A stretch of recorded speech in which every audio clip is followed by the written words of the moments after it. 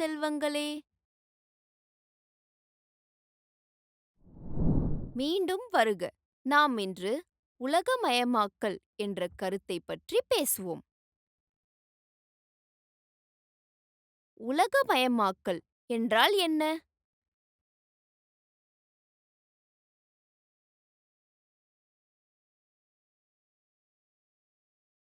நாட்டின் பொருளாதாரத்தை உலக பொருளாதாரத்துடன் ஒருங்கிணைத்தல். இது நாடுகளுக்கிடையேயான தொடர்பு செயல்முறை ஆகும். வெளிநாட்டு வர்த்தகம் மற்றும் பன்னாட்டு நிறுவனங்களின் வெளிநாட்டு முதலீடுகள் மூலம் இதை அடைய முடியும்.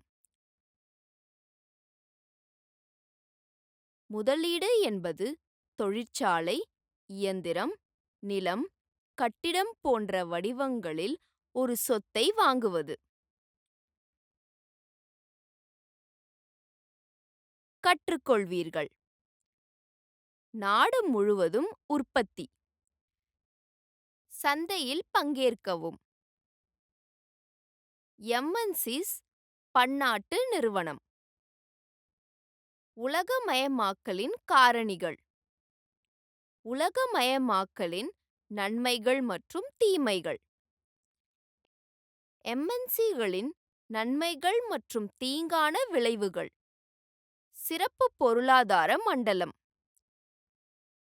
உலக வர்த்தக அமைப்பு, அதாவது WTO. முக்கிய வார்த்தைகள். எம்என்சிகள் ஒரு பன்னாட்டு நிறுவனம். தூண்டுதல், எதையாவது வளர ஊக்குவிப்பது மற்றும் மேம்படுத்துவது. தாராளமயமாக்கல், கட்டுப்பாடுகளை நீக்குதல். தடைகள், அதாவது வேலி, மக்கள் ஒன்றாக இருப்பதை தடுக்கும் ஒன்று. அந்நிய முதலீடு, ஒரு நாட்டிலிருந்து மற்றொரு நாட்டிற்கு பணப்புழக்கம். பேச்சுவார்த்தை, விவாதம் மூலம் கொண்டு வாருங்கள்.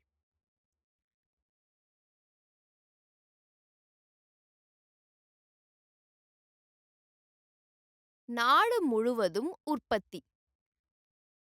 உற்பத்தி பெரும்பாலும் நாடுகளுக்குள் ஒழுங்கமைக்கப்பட்டது. மூலப்பொருட்கள், உணவுப் பொருட்கள் மற்றும் முழுமையாக்கப்பட்ட பொருட்கள் ஏற்றுமதி செய்யப்படுகின்றன. இந்தியா மூலப்பொருட்கள் மற்றும் உணவுப் பொருட்களை ஏற்றுமதி செய்ததும் மற்றும் முழுமையாக்கப்பட்ட பொருட்களை இறக்குமதி செய்தது. தொலைதூர நாடுகளை இணைக்கும் முக்கிய வழி வர்த்தகம்.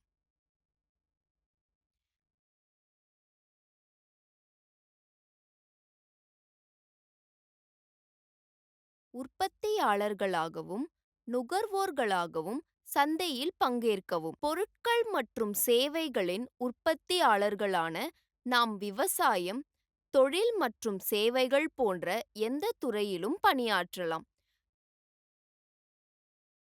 நுகர்வோர்களாகிய நாம் நமக்கு தேவையான பொருட்கள் மற்றும் சேவைகளை வாங்கும்போது சந்தையில் பங்கு கொள்கிறோம். எம்என்சிகள் பன்னாட்டு நிறுவனங்கள். எம்என்சி என்பது ஒன்றுக்கு மேற்பட்ட நாடுகளில் உற்பத்தியை சொந்தமாக வைத்திருக்கும் அல்லது கட்டுப்படுத்தும் ஒரு பன்னாட்டு நிறுவனமாகும். எம்என்சிகள் மலிவான உழைப்பு மற்றும் பிற வளங்களை பெறக்கூடிய பிராந்தியங்களில் உற்பத்திக்காக அலுவலகங்கள் மற்றும் தொழிற்சாலைகளை அமைப்பதற்கு முன் தேடுகின்றன. எம்என்சிகளுக்கும் அவற்றின் உற்பத்தி பொருட்களுக்கு நெருக்கமான சந்தைகள் தேவை. இதற்கு திறமையான பொறியாளர்கள் மற்றும் தகவல் தொழில்நுட்ப பணியாளர்கள் மற்றும் வாடிக்கையாளர் பராமரிப்பு சேவைகளை வழங்கக்கூடிய ஏராளமான ஆங்கிலம் பேசும் நபர்கள் தேவை. எம்என்சிகளுக்கும் சாதகமான அரசாங்கம் தேவை. எம்என்சிகள் தங்கள் உற்பத்தியை உலகம் முழுவதும் பரப்புகின்றன. எம்என்சிகள் உள்ளூர் நிறுவனங்களுடன் கூட்டாண்மைகளை அமைக்கின்றன. எம்என்சிகள் உள்ளூர் நிறுவனங்களை விநியோகத்திற்காக பயன்படுத்தப்படுகின்றன. எம்என்சிகள் உள்ளூர் நிறுவனங்களை வாங்கி அதன்பின் தங்கள் உற்பத்தி நடவடிக்கைகளை விரிவுபடுத்தத் தொடங்கும். உலகமயமாக்கலின் காரணிகள். போக்குவரத்து. போக்குவரத்தில் விரைவான முன்னேற்றம். கொள்கலன் சேவை, மலிவான விமான போக்குவரத்து மற்றும் சிறந்த சாலைகள் மற்றும் ரயில்வே ஆகியவை விரைவான விநியோகத்திற்கு வழிவகுத்தன. தகவல் மற்றும் தொடர்பு. தகவல் தொழில்நுட்பத் துறையில் ஏற்பட்டுள்ள வளர்ச்சியின் தொலைத்தொடர்பு துறையில் புரட்சியை கொண்டு வந்துள்ளன. இணைய வங்கி, மின்னணு வணிகம், மின்வழி கற்றல், மின் அஞ்சல், மின் ஆளுமை போன்றவற்றை உருவாக்கியது. தாராளமயமாக்கல். வெளிநாட்டு வர்த்தகம் மற்றும் வெளிநாட்டு முதலீட்டுக்கான தடைகள் நீக்கப்பட்டுள்ளன. பெரிய அளவில் பொருட்களை எளிதாக இறக்குமதி செய்யவும் ஏற்றுமதி செய்யவும் முடியும். வெளிநாட்டு நிறுவனங்கள் மற்ற நாடுகளில் தொழிற்சாலைகள் மற்றும் அலுவலகங்களை அமைக்கலாம். எனவே இந்த காரணிகள் அனைத்தும் உலகமயமாக்கலை செயல்படுத்தப்படுகின்றன.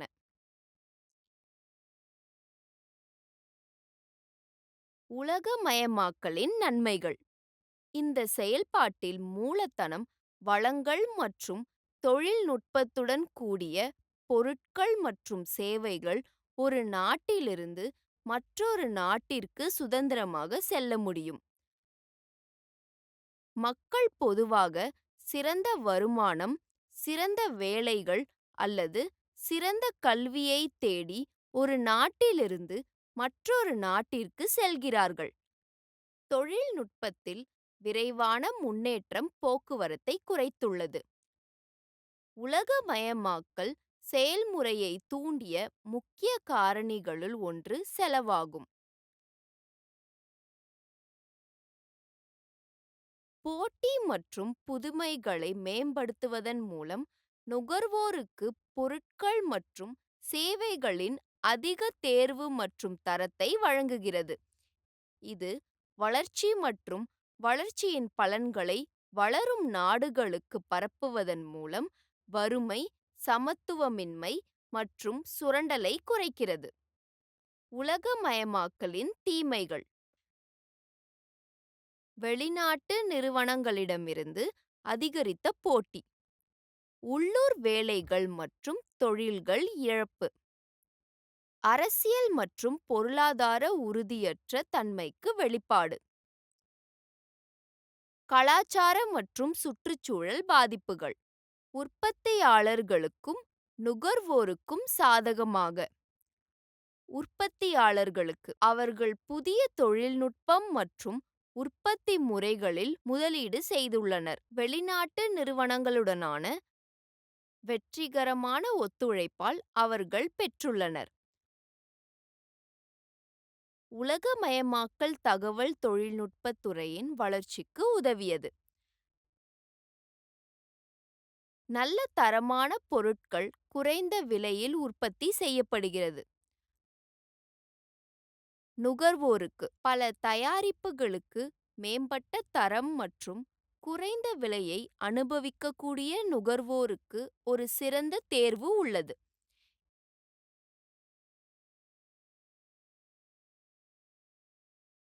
இன்று மக்கள் முன்பு இருந்ததை விட மிக உயர்ந்த வாழ்க்கை தரத்தை கொண்டுள்ளனர். உள்ளூர் நிறுவனத்திற்கு எம்என்சிகளின் நன்மைகள். எம்என்சிகள் விரைவான உற்பத்திக்காக புதிய இயந்திரங்களை வாங்குவது போன்ற கூடுதல் முதலீடுகளுக்கு பணத்தை வழங்க முடியும். எம்என்சிகள் உற்பத்திக்கான சமீபத்திய தொழில்நுட்பத்தை கொண்டு வரலாம். ஹோஸ்ட் நாட்டில் எம்என்சிகளின் தீங்கு விளைவிக்கும் விளைவுகள்.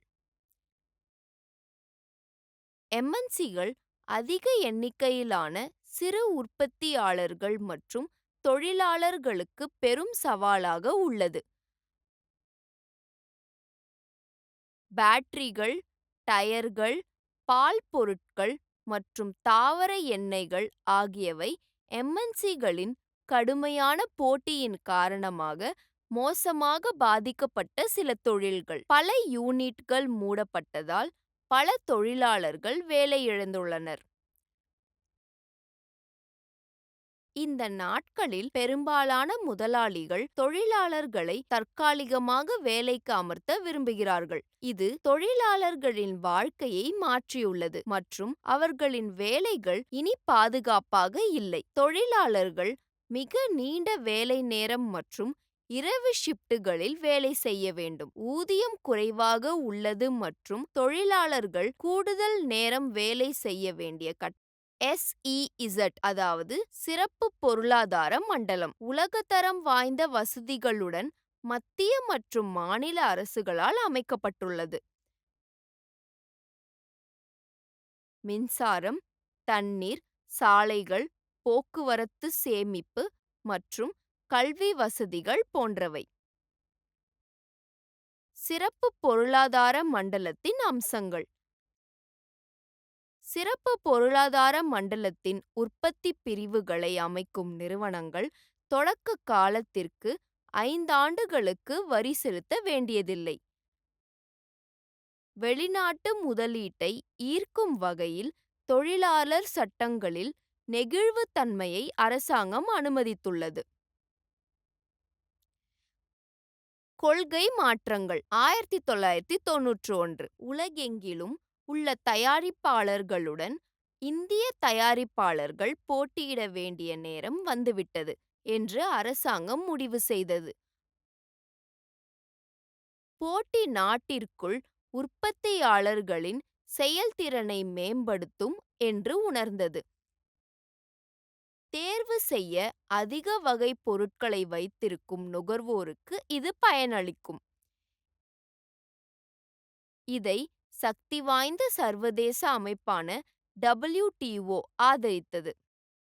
WTO, அதாவது உலக வர்த்தக அமைப்பு, உலக வர்த்தகத்தை மேற்பார்வையிடவும் தாராளமயமாக்கவும் நிறுவப்பட்டது.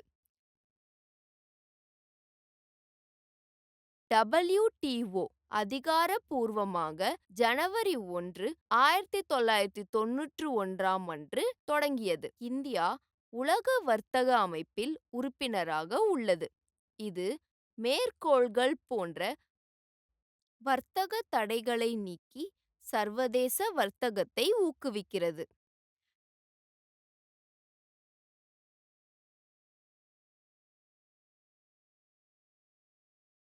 WTO-இன் எதிர்மறைகள்.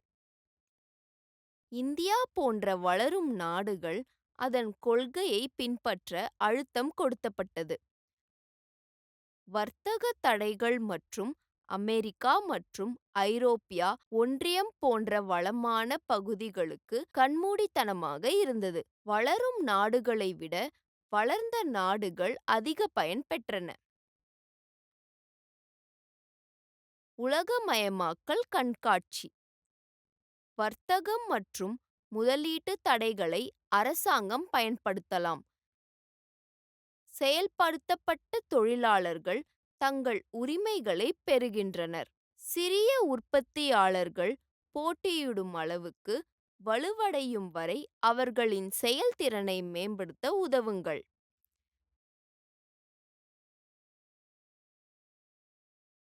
நாட்டில் உள்ள அனைத்து மக்களின் நலன்களையும் பாதுகாக்கும் கொள்கைகளை உருவாக்குங்கள். நியாயமான விதிகளுக்கு WTO-இல் பேச்சுவார்த்தை முடிவு.